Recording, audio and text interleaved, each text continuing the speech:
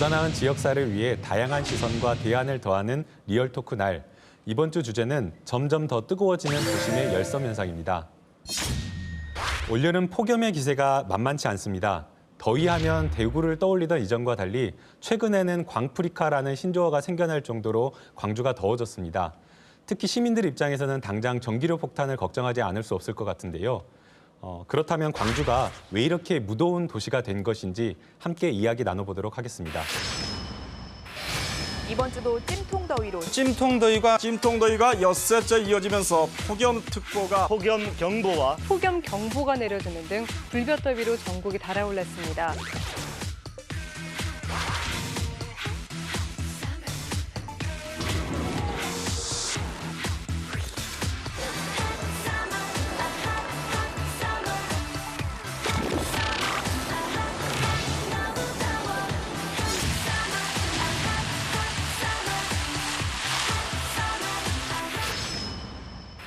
황철호 박사님, 이게 저만 덥다고 느끼는 건가요? 아니면 광주가 정말 더워진 건가요?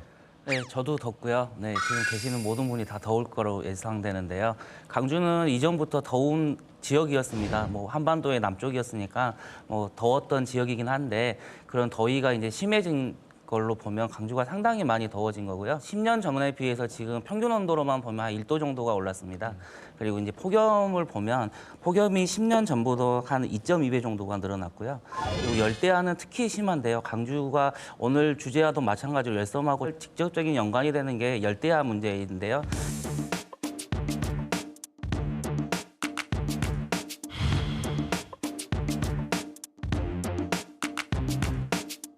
근데 저희가 시민들이 느끼기에는 말씀하신 것보다 훨씬 더 덥다라고 생각이 되는데 네. 거기에 또 그런 이유가 어떤 이유가 있는 건가요? 평균 기온이 증가했다는 거는 봄부터 겨울까지 다 증가했다는 거고요.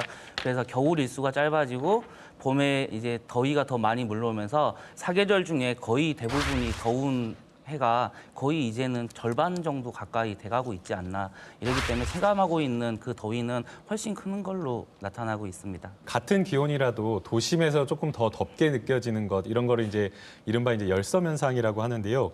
김수봉 교수님, 좀 예. 열섬 현상에 대해서 조금 자세하게 좀 쉽게 설명해 주시면 좋을 것 같습니다. 네, 열섬 현상은 그야말로 이제 히트 아일랜드 열섬 현상을 말하는데요. 교외 지역보다도 이 도시 중심부의 온도가 작게는 1도에서 4도, 또 많게는 10도까지가 이 중심 온도가 높은 지역입니다.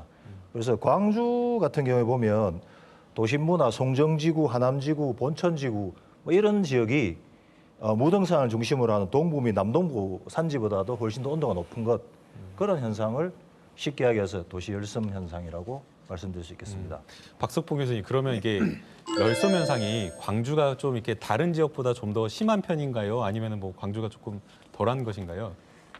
이제 그 질문이 답하기가 좀 어려운 질문이거든요. 아, 네, 왜 그러냐면 우리나라에서 이제 가장 뜨겁다고 했던 이제 대구, 이제 굉장히 더웠거든요. 저도 이제 대구에서 군대 생활을 해가지고 얼마나 더운지 잘 기억하고 있습니다. 그런데 광주가 그럼 대구하고 얼마나 차이가 나는가? 우리가 이제 지난 55년 동안의 데이터를 분석을 해봤어요. 분석을 해봤더니 차이가 없습니다. 0.2도 차이밖에 없습니다. 대구가 덥다고 하지만은 광주가 결코 덥지 않은 곳이다. 이런 것은 아닙니다. 대단히 그러니까 덥습니다. 대구만큼 덥다라는 것이네요. 예, 같이 보시면 됩니다. 대구랑 광주가 이제 그 온도나 기온으로 이제 비교하기가 좋은 게 거의 비슷한 위도상에 위치했고요. 그리고 분지 형태고 외곽에 아주 높은 산이 위치하고, 그러니까 지형적인 구조가 되게 비슷한 기상적인 구조를 가지고 있는 도시들이거든요. 그래서 최고 온도 같은 경우는 교수님 말씀하신 것처럼 거의 차이가 없습니다. 근데 이제 폭염 일수를 보면 대구가 광주보다 이제 1일 정도가 더 많았습니다. 대구가 32일이었고 광주가 31일이었는데 열대야를 보면 대구가 14일이었고 광주가 27일이었습니다. 기상적인 위치나 도시의 형태는 비슷한데 열대야가 이렇게 높다는 거는 열섬 현상이 대구에 비해서 굉장히 심하다고 말씀드릴 수가 있습니다. 그런 걸로 봤을 때 대구에 비해서 광주가 훨씬 열섬이 심하다고 말할 수 있습니다. 아니, 저희가 박사님 말씀 들으니까 대구보다 밤에는 적어도 더 덥다, 광주가 더운 것 같은데요. 네. 김소봉 교수님께서 대구에 오셨으니까 대구에서 오셨다고 들었는데 실제 광주에 오니까 대구보다 더운가요? 아니면은 어떤가요? 뭐 아침에 올 때 출발할 때 대구도 시원했고요. 예.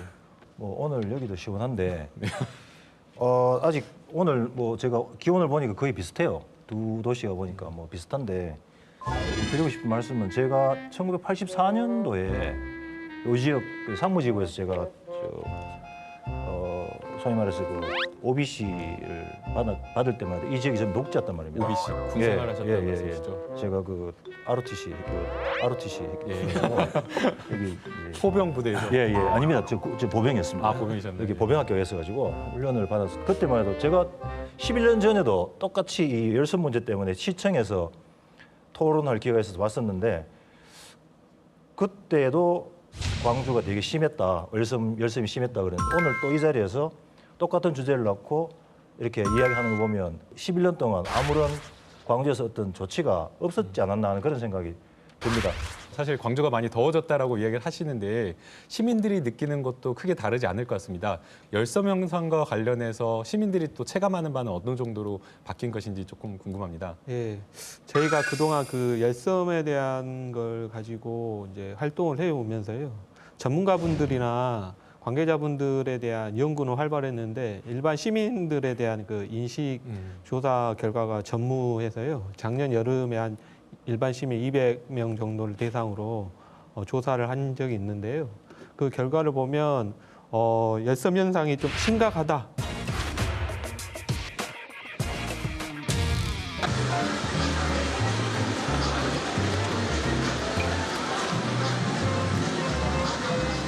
오늘 날씨 어떤 것 같아요? 원래는 7월이면 그렇게까지 안 더웠는데 8월처럼 너무 더운 것 같아요. 집에만 지금 에어컨 틀고 왜 나왔어요? 친구들 만나요. 친구들 만나려고? 그래서 이런 걸 봤었을 때 열섬 현상에 대해서 주관적이긴 하지만 그에 대한 심각성에 대해서 좀 인식을 하고 있고요. 좀 더 적극적인 대체 방안을 좀 하는 것들을 요구하고 계십니다. 그 얼마 전에 네. 그 대구 가정집에서 열대 과일인 그 바나나가 열린 열렸다고, 그 SNS 예. 사진 보셨나요? 이제 후배가 제주도에서 보러 왔더라고요. 예. 그걸 직접 보러 오신 거예요? 제주도에 있는 후배가 네. 그거 보러 왔다고 뭐 예. 우스갯소리를 바로 그리고 나서 며칠 뒤에 또 광주에서 그 바나나가 열려가지고 그 대구 못지않게 광주도 더워졌다 지금 이렇게 이야기를 하고 있는데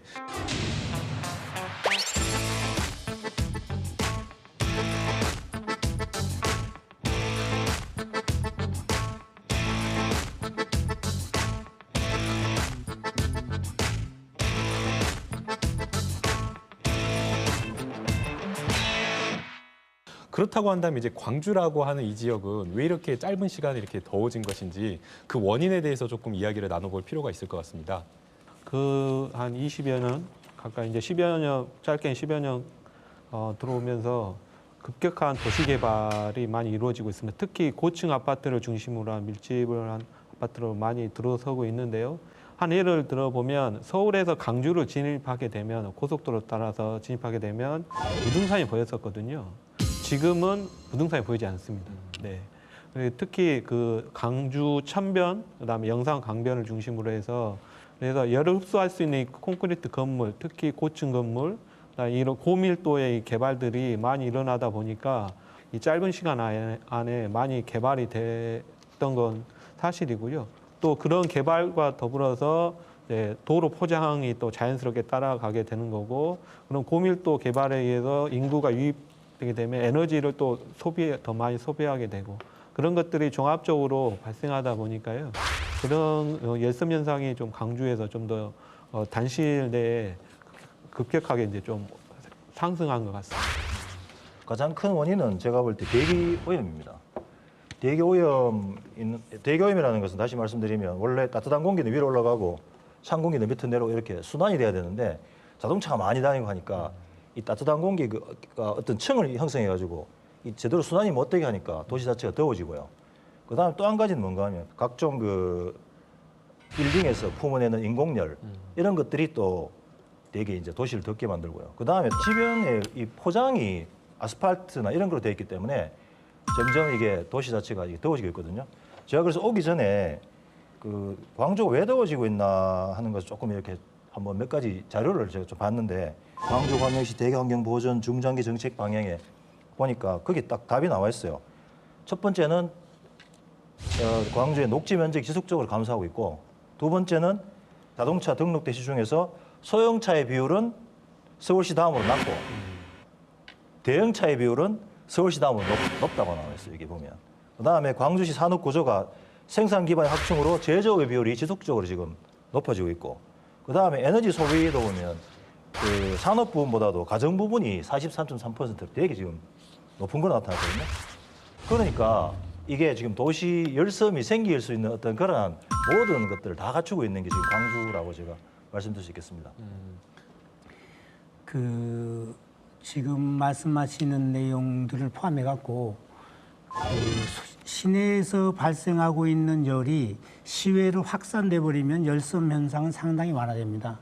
근데 이제 그렇게 될 여건을 광주도 갖고 있었어요. 주변이 무등산을 중심으로 해가지고 나지막한 산을 이렇게 산자락으로 연결돼 있잖아요. 그러니까 결국은 분지 형태에 가깝게 돼 있는데, 인구가 이제 그 1996년도에 뭐 한 25만 정도에서 2012년도에 140만 올라서거든요. 한 80, 뭐 엄청난 인구가, 한 100만 이상의 인구가 불어나는데, 이 인구를 수용하는 그 도시 정책에 있어서 주거용 건축물이 어디로 갔냐면은 고층 아파트로 해가지고 무등산을 비롯한 그 앞 산자락을 다 이렇게 병풍처럼 둘러싼 거예요. 그러면은 안에서 발생하는 열을 상승하면은 차가운 공기가 밖에서 들어와줘야 되는데 그 바람길을 막고 저온 기류를 차단시킨 영향이 굉장히 크죠. 굉장히 컸고요. 최근에는 그 광주천변이 예전에는 한 10년 전만 해도 광주천변이 낮은 건축물로 쭉 이루어져 있었습니다. 근데 그 최근에 한 10여 년 사이에 여기가 20층 이상의 건축물로 쭉 들어섰고요. 또 허가 중인 건축물만 보더라도 거기에 47층 건축물 아파트, 도심 지역이 과밀화, 그 다음에 시외로의 그 공기 그 흐름, 그 대기의 흐름을 방해할 수 있는 요소들, 이런 거에다가 지금 말씀하신 뭐 자동차의 증가라든가 에너지 다소비라든가 냉난방 열의 발산이라든가 이런 것이 포함되니까 광주가 아주 최근에 급격하게 열섬 현상이 가속화되고 있다, 이렇게 보시면 될 것 같습니다. 근데 교수님 말씀 들어도 조금 의문이 생기는 게 뭐 광주가 도시화가 굉장히 빨리 진행됐다라고 얘기하는데 비슷한 시기에 뭐 대구라든지 아니면은 대전이라든지 다른 광역시나 뭐 서울도 역시 마찬가지고 도시화가 진행이 되는 걸로 아는데 왜 특히 유독 이 광주만 더 더워진 건지 그게 좀 이해가 안 되는데요. 아니요, 그러진 않고 그 전국이 우리나라 인구의 92% 현재 작년 데이터로 92%가 도시에 살고 있거든요. 도시민이기 때문에 특별히 광주만 그렇게 볼 수는 없는데 광주가 다른 도시하고 급격하게 달라진 게 자동차 보유 대수입니다. 자동차 보유 대수가 최근 한 10년 사이에 굉장히 많아졌어요. 자동차가 내뿜는 그 열이 260도, 300도 이렇게 되거든요. 이게 도시에 계속 열을 내뿜고 있기 때문에 그 10년 전 광주하고 지금 광주는 다르죠. 아주 다릅니다. 이런 말 있잖아요. 노래 있지 않습니까? 산위에서 부는 바람, 시원한 바람. 그 바람은 좋은 바람, 고마운 바람. 그 무등산의 어떤 그 시원한 바람이 도시를 흘러 들어갔고 도시를 식히기도 하고 대기오염을 저감시키는 그런 흘러보내는 역할을 했거든요. 그런데 이제 이 아파트라는 것들이 이거는 뭐 어느 대도시가 똑같습니다. 환경이라는 공공재인데 아파트 사람들만 이렇게 시원한 그 사람들은 에어컨을 켜지 않습니다. 여기 시내 중심에 사는 사람들만 더워가지고 에어컨을 켜거든요. 신선한 바람이 통과하는 지역에 뭐 계곡이나 아니면 하천 주변 이런 데다가 아파트를 허가를 해줘요. 허가를 해주니까 그 사람들만 그런 환경의 이익을 독식하고 제가 볼 때 좀 도시 정책적인 차원에서 앞으로 좀 심각하게 고려돼야 할 문제라고 생각합니다. 모든 도시에서 지금 제가 이제 90년대 초부터 열섬 현상, 광주만을 대상으로 해서 지금 한 20년 열섬 현상을 하고 있는데 그때 처음 시작이 광주천이 건천이지만은 광주천의 역할이 있다. 광주천의 역할이 있다 하면서 그 핵심이 좋은 기류를 도심을 관통시키게 하는 역할을 한다. 한 일종의 바람길인 거네요. 그래. 좋은 기류라는 게 바람입니다. 예. 저기 온도가 낮은 바람. 그러니까 광주천 변 양쪽을 건축물 높이 제한을 하자. 그것을 끊임없이 기회가 있을 때마다 얘기를 했었어요. 근데 이제 그게 잘 안 되는 것이 제한을 하려고 하면은 사유재산이기 때문에 어떤 법적 제재가 안 되면 거의 곤란한데 잘 안 되지 않습니까? 근데 그게 토지에 이제 공개념을 좀 도입해가지고 광주도 좀 사람이 살만나는 세상 이렇게 가야 되는데 그동안 좀 가난했던 시절도 길었고 또 개발 압력도 강하고 그러다 보고 또 약간 무지한 면도 있고 그러다 보니까 광주의 핵심이 금남로, 충장로인 줄만 알지 사실은 생태 중심으로 봤을 땐 광주천이 중심이다. 그리고 그 전여구 근처라든가 또 저쪽에 용봉천이라든가 다 복회했잖아요. 예. 그 복회했던 천들이 시발점이 어디냐면 전부 저기 무등산이에요. 무등산에서 내려오는 바람길인데 그것을 모조리 다 복개해가지고 도로로 만들었잖아요. 예. 도시가 뜨거워져라 이렇게. 광주천변에 높은 건물이 들어서는 것은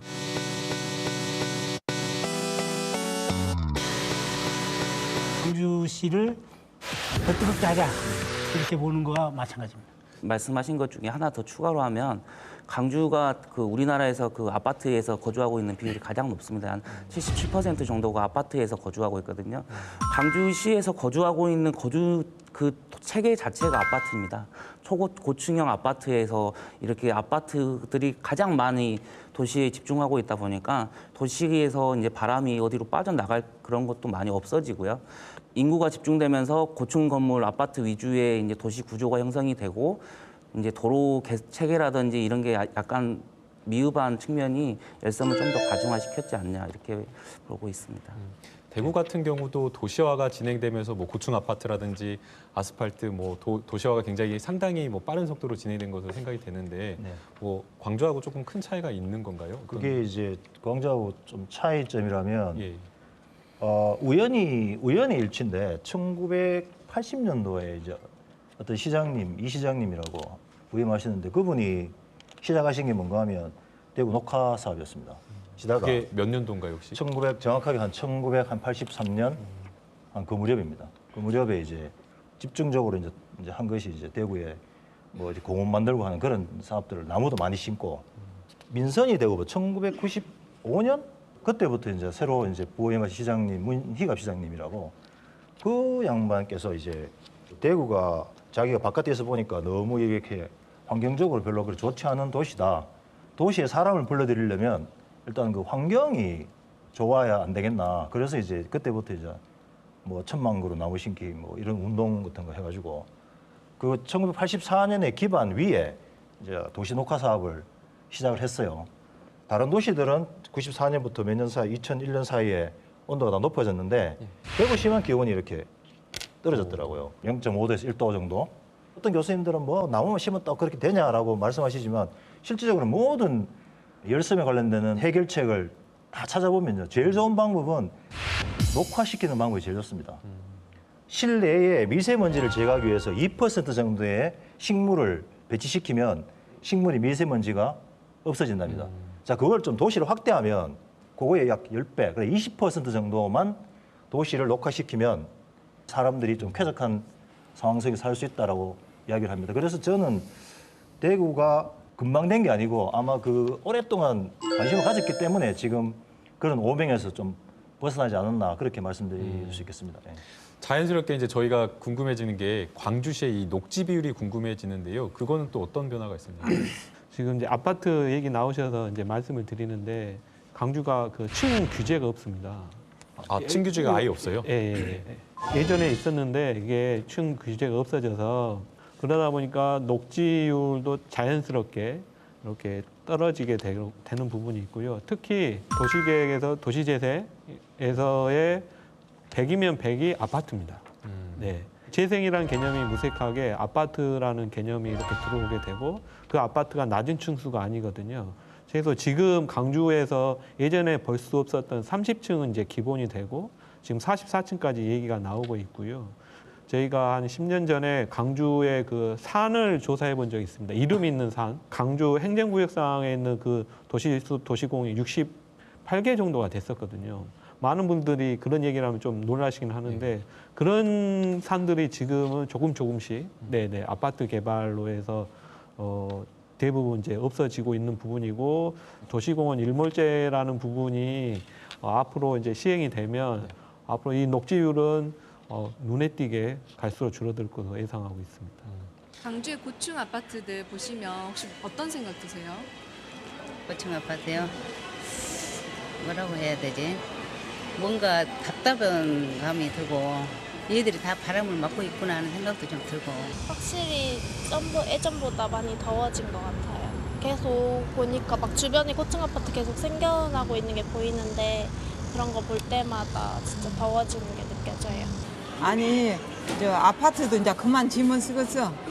좀 운동할 때 많이 만들어주고 나무 많이 심고 공간이 많으면 좋은데 다 돈 벌려고 다 아파트만 다 지어본 게 더 더웁지. 도시 정책이라든가 뭐 계획이 잘못돼 가지고 계속 더워지고 있다라고 하면 이건 조금 심각하게 받아들여야 될 것 같습니다. 뭐 시민들 입장에서는 뭐 여러 가지 뭐 고민들을 할 수 있겠지만 당장 걱정되는 것은 전기료 폭탄이 걱정될 것 같은데요. 보통 거실에 에어컨은 장식이다 이런 이야기 많이 하는데 교수님은 보통 그 전기료 내면 얼마나 내시나요? 예. 저는 어쨌든 에어컨을 안 틀려고 하시네요. 한 7년 됐는데 한 번도 쓰진 않았습니다. 아, 이거 사놓고 아예 안 트신 거예요? 네, 왜냐하면은요.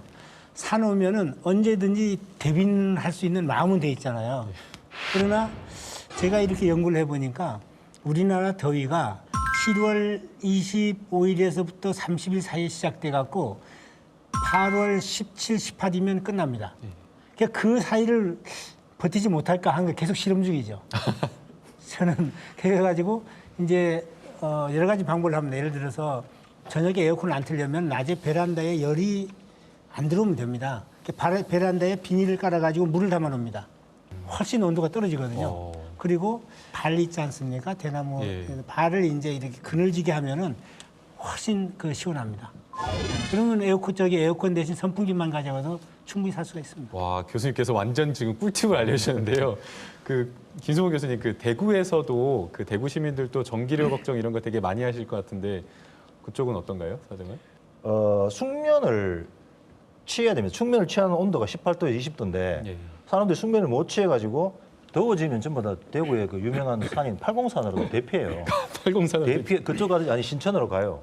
그런데 진짜 필요한 녹지가 어딘가 하면 시가지 내에 녹지가 필요합니다, 사실은. 뭐 산으로 대피하는 거야. 산이 있는 거야. 당연히 있는 거지만 아까 제가 말씀드렸던 20%라는 녹지가 시가와 구역 내에 있어줘야 그것이 열섬을 저감시키고 시민들한테 쾌적한 삶을 만들어주는데 그것이 필요한데 그것을 제대로 알고 있는 과연 시민들이나 아니면 정책 입안자들이 과연 있을까 의문을 갖고 있습니다, 늘.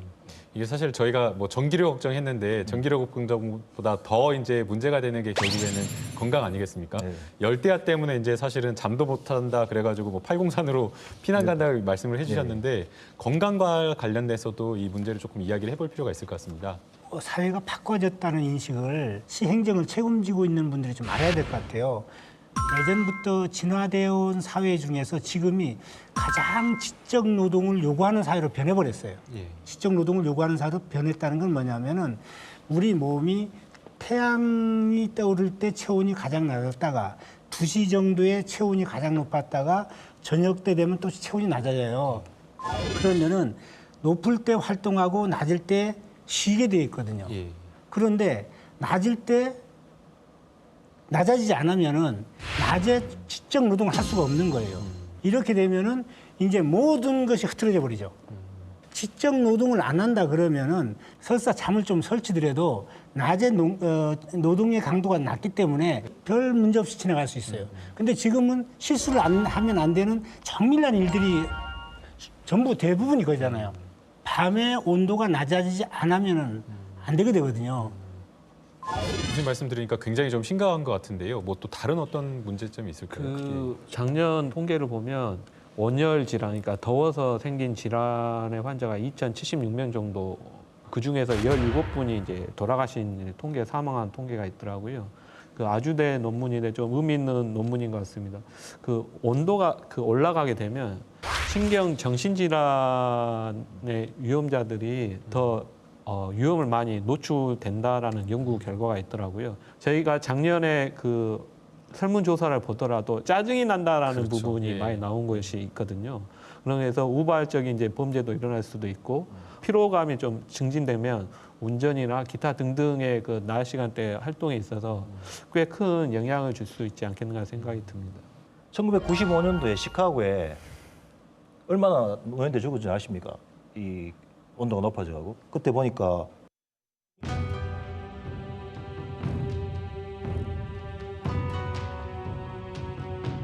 700명이 죽었습니다. 700명이나요? 700명의 노인들이 와. 기온이 높아서 죽었어요. 그 정도로 이 사람들 자체가 이 고온에 되게 약한가 봐요.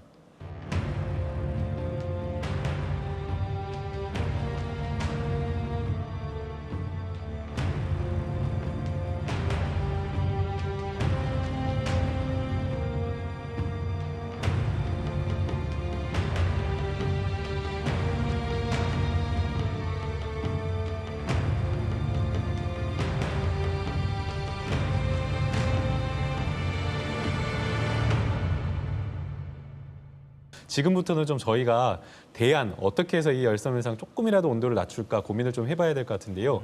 김수봉 교수님께서 먼저 대구의 정책과 관련해서 조금 경험이 많으시다라고 이야기를 들었는데 대구 정책을 좀 강조해 소개해 주시면 좋을 것 같습니다. 글쎄요, 제가 대구에서 살아서 직접 그 현장에서 지켜본 몇 가지를 말씀드리면 대구는 일단 나무를 2천만 그루 이상 심었습니다. 첫 번째. 그다음에 또 한 가지 뭔가 하면 버려진 쓰레기 매립장을 800만 그루의 수목원으로 바꿨습니다. 녹지화하는 작업을 하는. 바꿨습니다. 그다음에 건천이었던 신천에 유지수를 물을 흘려보냈습니다. 이러한 것들이 도시를 시원하게 만드는데 아주 큰 기여를 했다고 저는 믿고 있습니다. 제가 생각할 때는 가장 중요한 게 가로수라고 생각합니다. 가로수를 법을 정해갖고 가지치기를 못하게 해놨습니다. 어느 정도까지. 특별한 사안이 없으면은 가지치기 못하게. 왜냐하면 여름철에 이 가지를 쳐버리면 사실은 이 나무가 가지고 있는 게 두 가지가 있는데 하나는 이 그늘로 인해서 사람들을 시원하게 해주고 하나도 증발산 작용으로 기온을 낮춰주는 역할을 하는데 이 가지를 잘라버리면 그런 역할을 못하지 않습니까? 그 이후에 이제 제가 지속적으로 이제 이야기하고 있는 것이 뭔가 하면 건물 옥상에 이 옥상 녹화입니다. 쿨루프라고. 예. 그래서 이 옥상 자체가 예를 들면 대구가 지금 많이 지금 잘 되고 있는 시 중에 하나거든요. 이 옥상 녹화 정책은 좀 제가 아무리 그런 어떤 의견을 제시하더라도 그 도시를 이끄는 시장님의 정치적 의지가 없으면 저는 안 된다고 보거든요. 네. 이러한 것으로 인해서 어떻게 사람들이 시민들이 좀 편안하게 살 것인가 하는 문제에 대해서 좀 공부도 하고 고민도 해야 되는데 너무 다른 문제에 고민을 하시다 보니까 이 문제는 아주 단순한 거로 생각하시거든요. 황철호 박사님, 그 제가 듣기로는 뭐 서울 같은 경우에는 뭐 지붕에 흰색 페인트 칠하는 작업을 또 한다 그러고 또 대구에서는 뭐 지하수를 활용해서 물 뿌리는 작업을 한다라고 하는데 이런 것들도 뭐 이렇게 온도를 낮추는데 효과가 있는 건가요? 이건 왜 하는 건가요? 네, 상당히 효과가 있는데요. 뭔가 그러니까 열섬을 저감하기 위해서는 이제 제일 중요한 게 이제 축열되지 않게 하는 거, 열을 빨리 방출할 수 있는 거, 뭐 여러 가지 도시 구조적인 기술들이 있겠는데요. 그 말씀하신 옥상을 이제 하얗게 페인트하는 쿨루프 같은 경우는 반사율을 높이고 안에 이제 단열 성능을 강화하는 측면이 분명히 있습니다. 그래서 뭐 20에서 많게는 뭐 50%까지 절감이 되는 거고 온도도 낮춰지는 것도 사실이고요.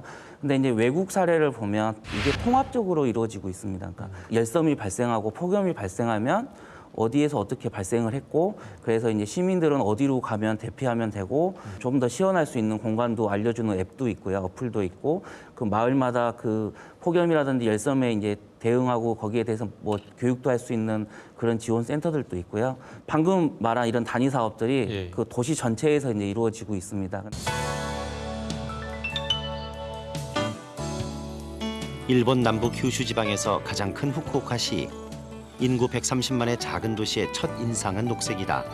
크고 작은 공원만 해도 대략 1,500여 개. なんかビルばっかりよりも緑が混じってた方が。でもこの辺なんか真夏でもちょっと涼しいです。 텐진공원을 중심으로 배열된 또 다른 녹지와 숲길들. 공원 옆에 계단을 올라가자 무성한 숲길이 이어진다.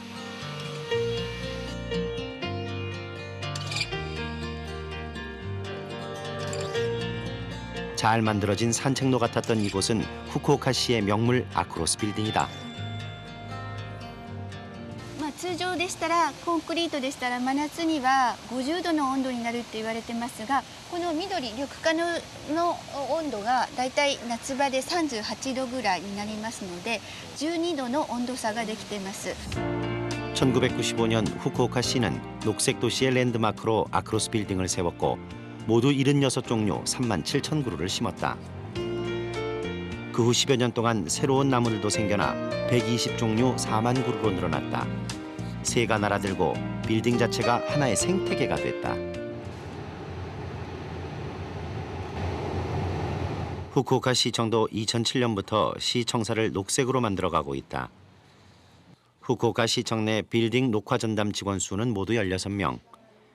후쿠오카시청은 자연에 둘러싸인 쾌적한 녹색 도시를 만들기 위해 도시 전체를 녹색으로 물들일 계획을 갖고 있다.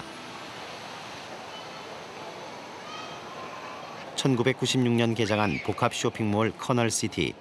이 빌딩의 특징은 벽면 녹화뿐만 아니라 겨울에 온도 조절과 여름에 습도 조절이 가능하도록 분무 시설을 옥내에 설치한 것이다. 여름철 냉각 기능과 이를 통해 더 오랜 시간 쇼핑몰에 머물게 해 매출 증대로 이어지는 효과를 기대할 수 있다. 직장, 여가 시설, 학교 등 도시인들이 대부분의 시간을 보내는 다양한 공간에 자연을 심고 즐기는 후쿠오카 시민들. 都市緑化、特に建物の緑化については国主導で行っておりまして、特に大都市などでは取り組みが広がっております。 해외 같은 경우에는 뭐 통합적인 어떤 그런 시스템을 갖춰서 이렇게 열섬 문제를 다루고 있는 것으로 이야기를 해주셨는데 그 광주에서의 그 노력도 또 굉장히 중요할 것 같습니다. 광주에서 1도 낮추기 운동을 하면서 여러 가지 뭐 단위 사업이라든가 정책들을 추진하고 있는 것으로 알고 있는데 조금 정책을 좀 소개를 좀 해주시고 효과를 어느 정도 기대하시는지 좀 자유롭게 이야기해 주시면 좋을 것 같습니다.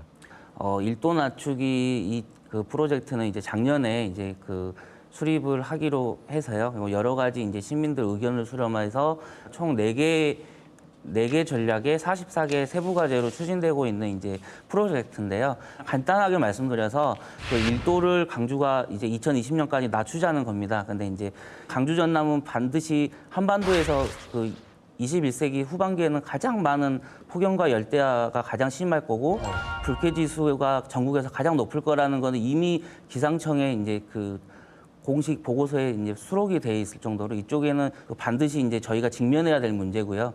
안전한 도시 체계를 구축해 나가자.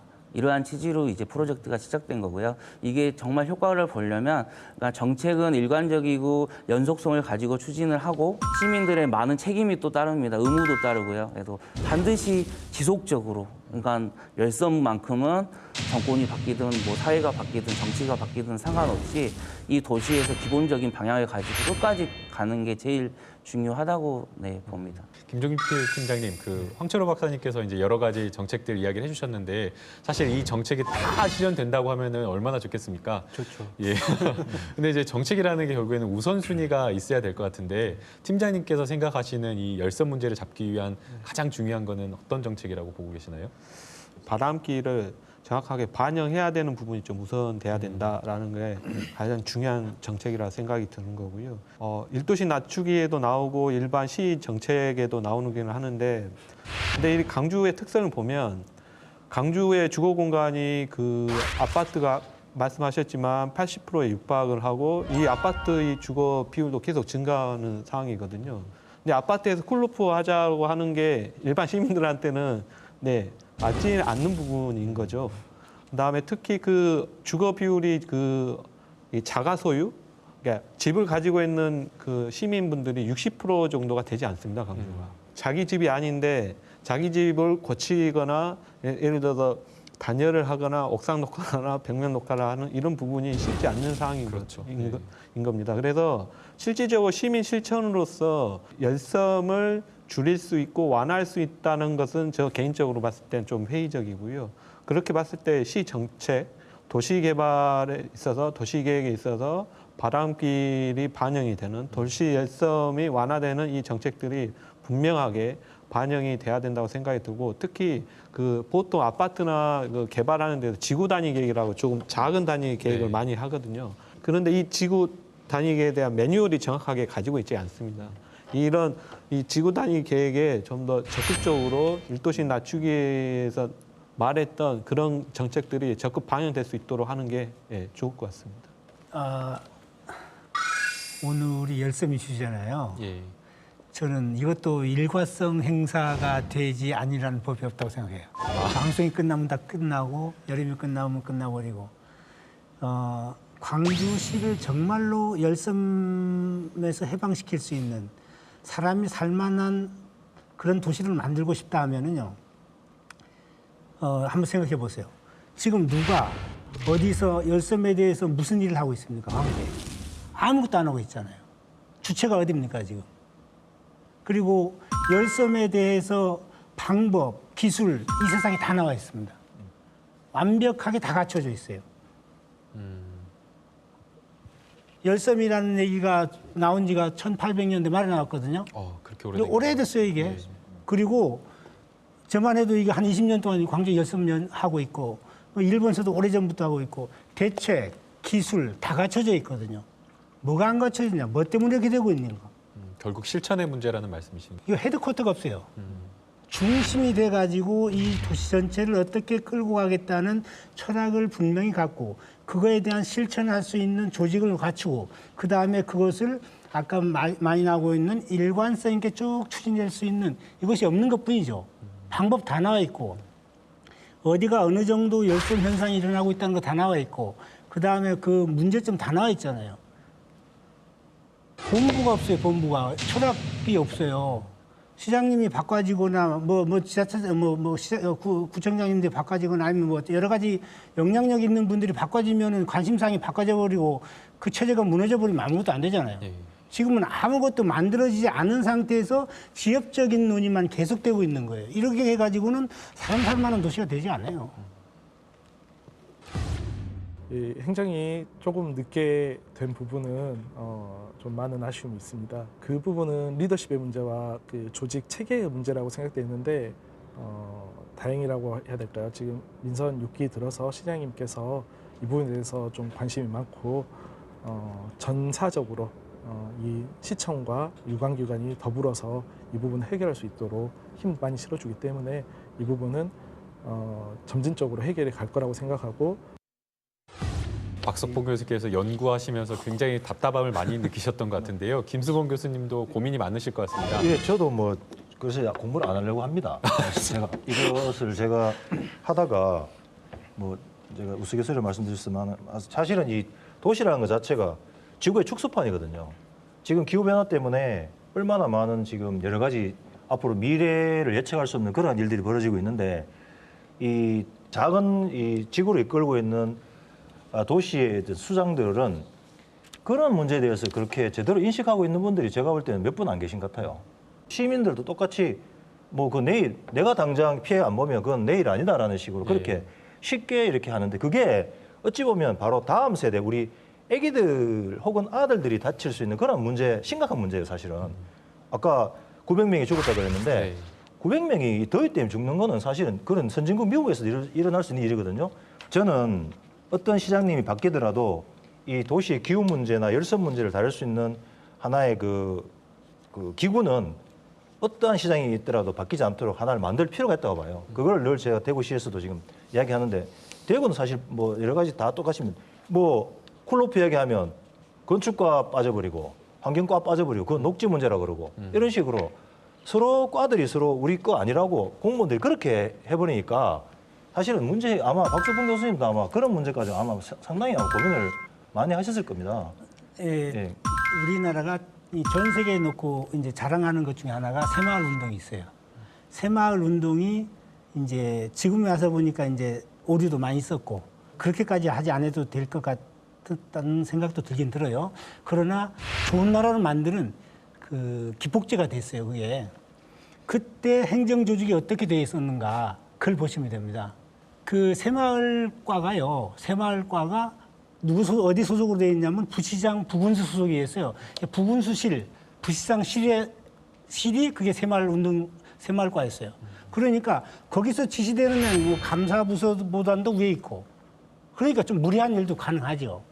그 요코하마시를 한번 볼게요. 요코하마시가 그 일본에서 자랑하는 게 환경 도시인데 거기는 어떻게 되냐면요. 실국 위에 열섬하고 환경을 다루는 그 기획 부서가 따로 있어요.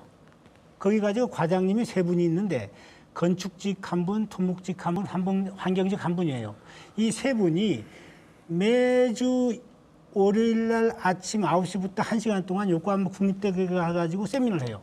공부를 하는 겁니다. 그래서 거기서 기획이 된 내용이 아까 말씀하시고 있는 도시계획 분야는 도시계획으로, 그다음 환경 분야는 환경으로, 녹지 분야는 녹지로, 에너지는 에너지로, 교통은 교통으로, 건축은 건축으로 다 이렇게 내려가야 되거든요. 또 밑에서 올라오는 것 중에 문제가 있는 건 또 거기서 정리해주고. 그래서 일본 최고의 환경 도시가 지금 되어 있거든요. 그런 것이 안 돼 있으니까 제가 열섬 현상을 해가지고 어디 가서 뭐 물어보려면은 어느 부서를 가도 딱 자기가 맞으니까 제가 이거 해보겠습니다. 우리 겁니다. 할 수 있는 것이 없어요 지금. 그러니까 연구하는 사람은 가는 데마다 벽이죠 이게.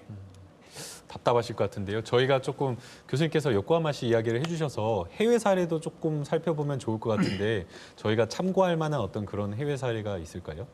결국은 뭔가 하면 시스템입니다. 시스템이 돼 있으니까 아까 박석봉 교수 지적한 것도 결국은 시스템 문제거든요. 그거를 컨트롤할 수 있는 어떤 전체적인 어떤 체계가 이루어져 있어야 되는데 우리는 열섬을 이때만 이 8월 달에만 7월 달에만 이야기하고는 그냥 사람이 잊혀지잖아요. 우리나라에서 잘 있잖아요. 잊히면 끝이에요. 그다음부터 또 8월 되면 또 시작이에요. 방송도 마찬가지일 겁니다. 방송도 마찬가지일 겁니다. 핫 이슈 됐기 때문에 지금 또 하는 거고 이거 아마 끝나버리면 또 시원해지면요. 쑥 들어가 버려요. 대구도 그랬었어요. 그런데 이 문제는 그렇게 간단하게 다룰 문제가 아니에요. 정말로 이거는 심각한 문제거든요. 그렇기 때문에 방송에서도 좀 깊이 있게 이런 문제를 곳곳에서 이렇게 차근차근 해보는 게 좋을 것 같아요. 독일은 녹색당이 있잖아요. 녹색당 얘들이 그런 문제 다 컨트롤합니다. 법 만들 때 다 컨트롤합니다. 다 컨트롤해갖고 모든 도시가 환경적으로 건전하지 않을 수가 없어요. 다 그렇게 만들어놨습니다. 예를 들면 옥상 녹화하는데도 옥상 녹화를 합니다. 옥상 녹화 한 대하고 안 한 대하고 인센티브를 줍니다. 서울시에서 도입하려고 못한 게 빗물세거든요. 옥상이 비가 내리면 옥상이 원래 더럽잖아요. 거기에는 온갖 오물들을 이끌고 이게 하수구 흘러서 하천으로 가요. 그러면 더러운 옥상이 하천 오염의 주범이에요. 거기에다가 또 뭔가 하면 이게 스며들지 않기 때문에 도시의 홍수를 일으키는 또 주범이에요. 그런데 여기에 옥상에 녹지를 조성하면 빗물세를 절감시켜줘요. 안 내게 합니다. 그러면 사람들이 생각을 해봐요. 옥상 녹화를 하는 것이 장기적으로 내한테 이익될 것인지 아닌 것인지. 그럼 사람들이 전부 자발적으로 옥상에 녹화를 해요. 결국은 이게는 간접적인 인센티브인데 우리나라는 너무 직접적인 인센티브를 많이 합니다. 이 직접적인 재정은, 이 직접적인 인센티브는 돈이 떨어지면 할 수가 없어요. 그렇기 때문에 좀 시에서 직접적이든 간접적이든 시민들한테 어떤 식 이익이 될 것인가에 대해서 어떤 이야기를 한 다음에 이렇게 하는 게 좋지 않겠나 그런 생각합니다.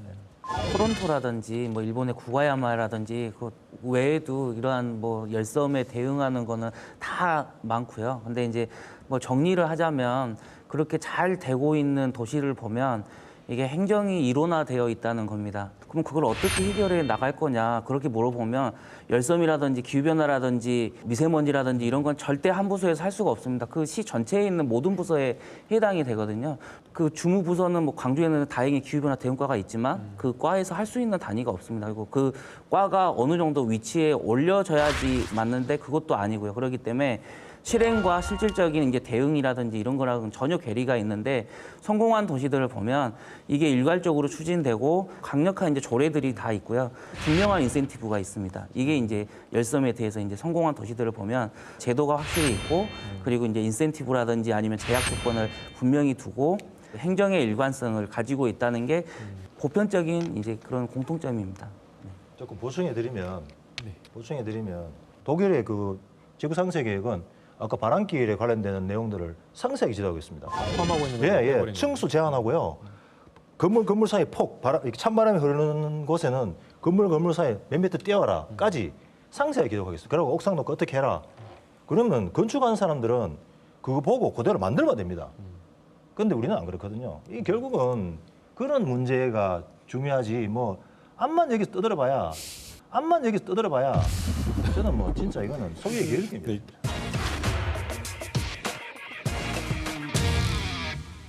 기상청에서는 미래 기후 전망 분석을 위해서 기후변화 시나리오를 생산을 하고 있습니다.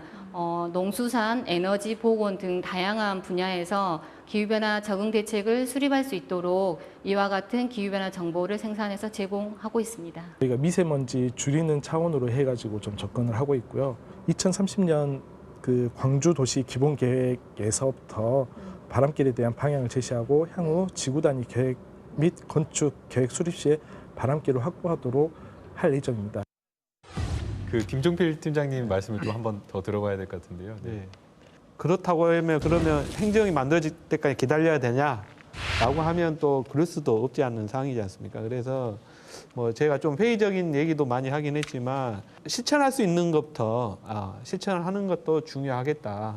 이게 지금 행정이나 시민들이 감내할 수 있는 것부터 실천할 수 있는 것부터 해야 되지 않겠냐라고 저는 좀 말씀을 좀 드리고 싶고요. 예를 들어서 도로 같은 경우는 차열성 포장이라 해서 지금 도로가 아스팔트가 검은색이지 않습니까? 검은색은 더 열을 흡수하는 거거든요.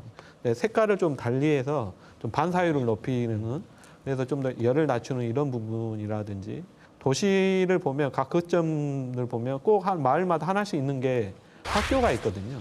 학교에 좀 숲을 조성해서 좀 더 그런 것들을 지금 추진하고 있는 것들, 그런 공공공간의 녹지를 좀 만들어가는 부분. 강주의 공원에 한 40여 개의 공원에 인조잔디가 되어 있어요.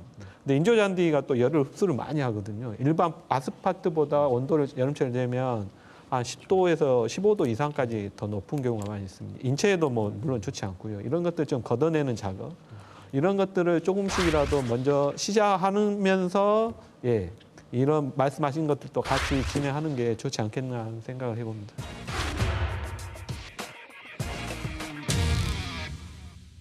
그냥 운동하고 나서 그냥 샤워하는 정도? 그 정도가 제일 시원한 것 같아요. 저요? 별로 안 나갑니다. 집에서 그리고 차분하게 마음을 하고 스트레스 받으면 더 열받으니까. 벗고 잘 씻고 벗고 물놀이 갈 땐 가고 이제 쉴 땐 쉬고 이렇게. 집에 가자마자 바로 찬물로 샤워하고 바로 선풍기 틀고 누워있어요.